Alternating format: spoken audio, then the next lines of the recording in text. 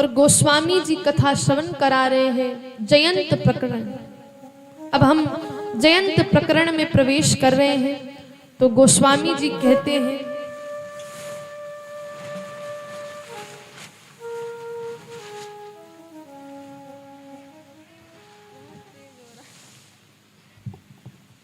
गोस्वामी जी कहते हैं कि अब हम जयंत प्रकरण की कथा में प्रवेश कर रहे हैं। और गोस्वामी जी चौपाइयों के माध्यम से कहते हैं, एक बार चुनी कुसुम सुहाए, निज कर भूषण राम बनाए।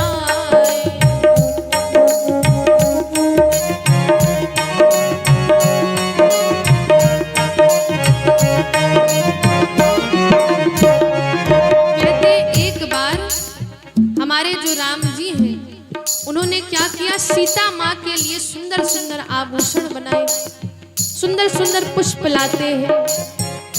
एक बार चुनी कुसुम सुहाए, निज कर भूषण राम बनाए।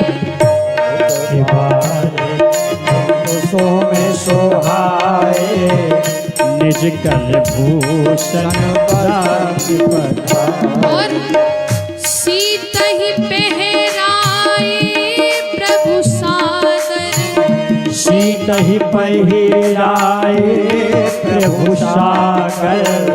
बैठे फटिक शिला पर सुंदर, बैठे फटिक शिला पर सुंदर। श्री राम जय राम जय जय राम, श्री राम जय राम जय जय राम। गाइए मेरे साथ। श्री राम जय जय राम, श्री राम जय राम। गोस्वामी जी कहते एक बार हमारे राम जी स्वयं पुष्प चुनने जा रहे हैं, स्वयं पुष्प चुनने गए और हमारी माँ सीता के लिए सुंदर आभूषण बना, निज कर अपने हाथों से बनाते हैं। और अपने हाथों से उनको जब सुंदर सुंदर आभूषण पहना रहे थे तो उसी समय जयंत की जो पत्नी थी उसने देखा कि देखो राम जी कितने प्रेम से माँ सीता को आभूषण पहना रहे हैं। और कहते उसी समय जो जयंत की पत्नी थी जयंत के पास आई और कहा, देखो राम जी अपनी पत्नी को कितने प्रेम से आभूषण पहना रहे हैं, आप भी जाकर दिखाइए। आप तो मुझे कभी नहीं पहनाते हो, इसलिए आप जाकर देख कर आओ। तो कहते जयंत जो है अपनी पत्नी की बात को सुनकर वो राम जी के प्रेम को देखने जा रहा है। पर कैसा बन के जा रहा है, कौवा बनकर, वेश बदलकर कौवा बनकर के राम जी के प्रेम को देखने जा रहा है। तो उसकी पत्नी ने कहा कि आप हंस बनकर जाइए, कौन सा काक का वेश क्यों धारण कर रहे हैं। तो जयंत कह रहा है, देखो जब भी गलत काम करा जाता है तो उसके ही अनुरूप वेश बनाया जाता है। मैं गलत काम करने जा रहा हूँ, छुपकर देखने जा रहा हूँ, इसलिए मैं हंस का रूप नहीं बना सकता हूँ, मैं कौवे का ही वेश बनाकर जाऊं।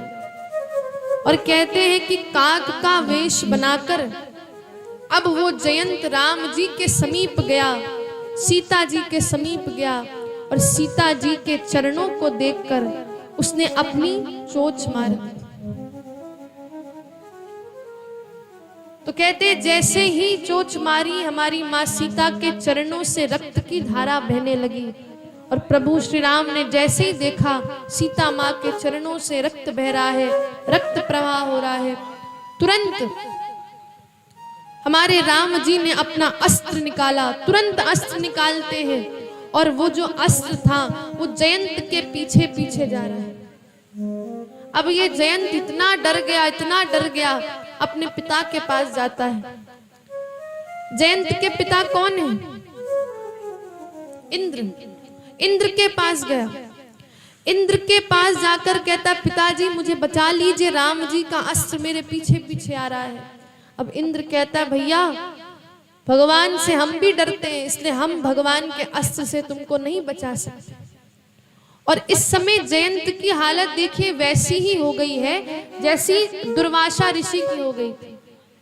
आपने कथा श्रवण करी होगी कि जब दुर्वासा ऋषि ने अम्बरीश, राजा अम्बरीश जो भगवान के भक्त थे, उनको गलत कह दिया था, तो कहते हैं नारायण का जो अस्त्र था वो दुर्वासा ऋषि के पीछे जैसे भागने लगा था, इस समय जयंत के भी पीछे श्री राम जी का जो अस्त्र था वो भागने लगा पीछे पीछे। अब जयंत सबसे पहले इंद्र के लोक गया, उसके बाद शिव लोक गया, उसके बाद ब्रह्म लोक गया, कहीं आश्रय ही नहीं मिला। और आश्रय कैसे मिलता कि जिसने भक्ति को चोट पहचाना चाहा तो फिर उसको कोई भी आश्रय नहीं दे सकता। जो भक्ति को आहत करता है उसको शिव जी भी नहीं स्वीकारते हैं, ना ब्रह्मा जी ना इंद्र। अब कहते हैं बीच में नारद जी मिल गए, और आप जानते हो नारद जी बहुत बड़े संत हैं, और संत आप जानते हो उसका स्वभाव कैसा होता है, बड़ा ही सौम्य होता है, बड़ा ही दयालु होता है। तो नारद जी ने कहा देखो तुम इधर उधर क्यों भाग रहे हो, जिसने ये अस्त्र तुम्हारे पीछे भेजा है तुम उसके चरणों में चले जाओ, उसके चरणों में चले जाओ। और कहते हैं अब जयंत डरता डरता प्रभु श्री राम के चरणों में गया, और प्रभु श्री राम के चरणों में जैसे ही गया, सीता जी ने कहा प्रभु इनको माफ कर दीजिए। माँ ने तो कहा कि माफ कर दीजिए, माँ ने जैसे ही कहा राम जी से माफ कर दीजिए, राम जी ने कहा माफ तो मैं कर दूंगा पर उसको सिखाना पड़ेगा, दंड तो देना पड़ेगा।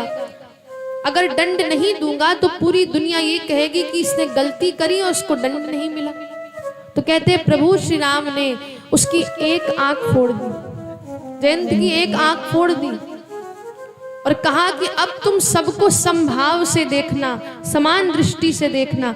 इसलिए प्रभु श्री राम ने उस जयंत की एक आंख फोड़ दी। अब कहते हैं कि प्रभु श्री राम जयंत को माफ करके आगे लीला बढ़ती है। प्रभु श्री राम अत्रि मुनि के आश्रम में जाते